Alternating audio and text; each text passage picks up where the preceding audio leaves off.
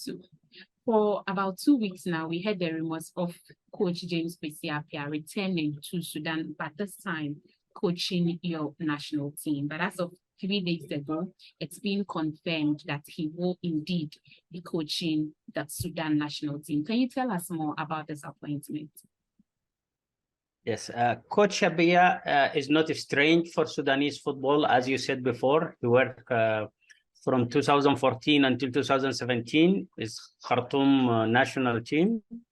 And during that period, it's not a secret, they also been offered to coach our national team.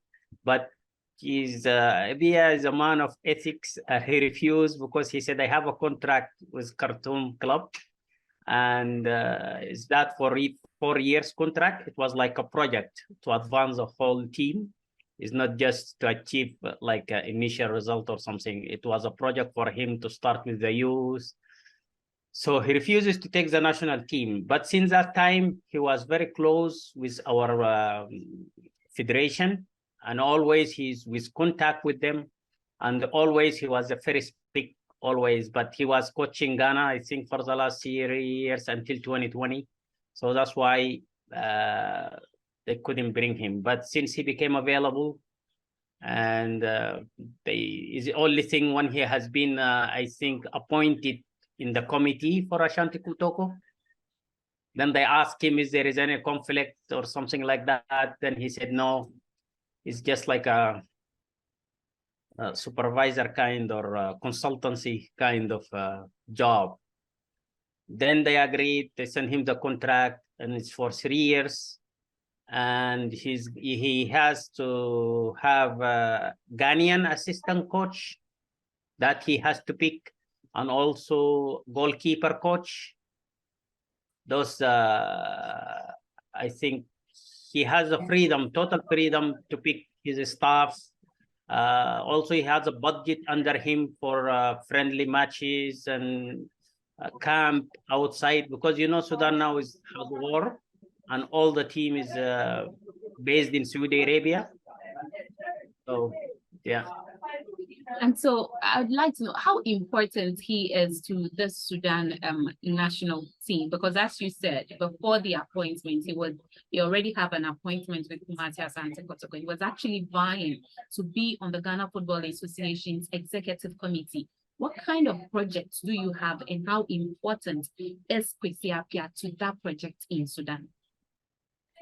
I think the Sudan Federation, they sat with him and they have a project. It's not just waiting for result when you you couldn't qualify, then the job is done or something like that. They are looking for him to revive the Sudanese football and put it back on a stage.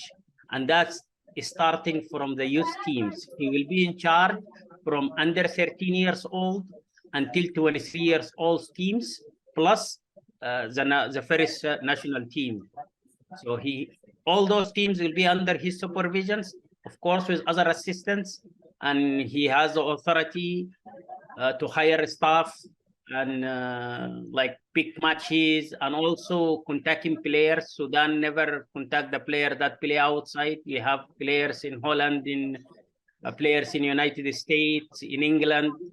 That's part of his project too, to be able to talk to those players and convince them to come back and to play for Sudan, especially in the under 23 teams and the younger teams. So this is part of the whole project that's been agreed upon, as I've been informed. Well, for footballing reasons, Kwesi Appiah has been called back to Sudan. But one thing we know and one thing we can't run away from is the fact that at the moment, Sudan is at war. Will he be safe? He's not. Sudan at war is in the capital, Khartoum, and different part. But now the whole team is based in Saudi Arabia.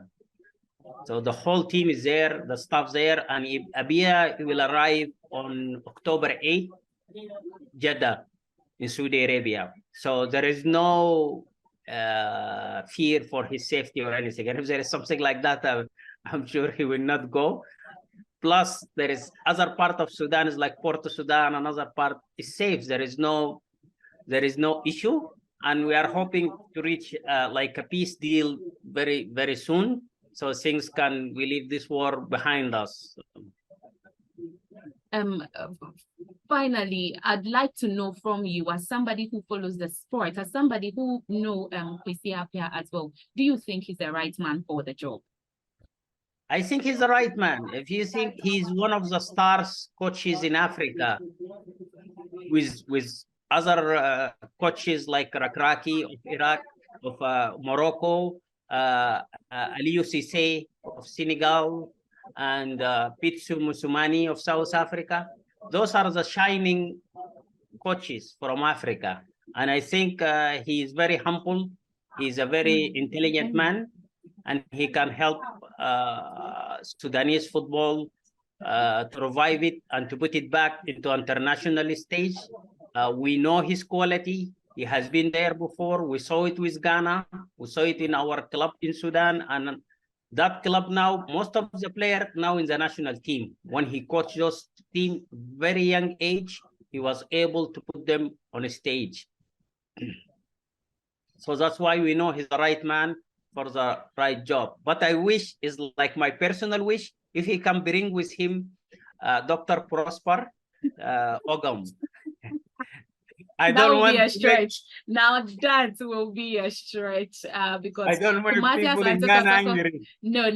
Kumasi Asante Kotoko can let go of Kwesi Appiah, but not their head coach Prosper Nate Ogum. I think we need him. We need him, and I hope if I get the chance to speak to him, I will ask him, because we have problem in the psychologist of the football itself, and I think he can offer us a lot to when we work like a play under pressure, or the toughness psychologically for the players and stuff. And I think Dr. Ogum can help us in that part, but it's up to. It's not me. It's up.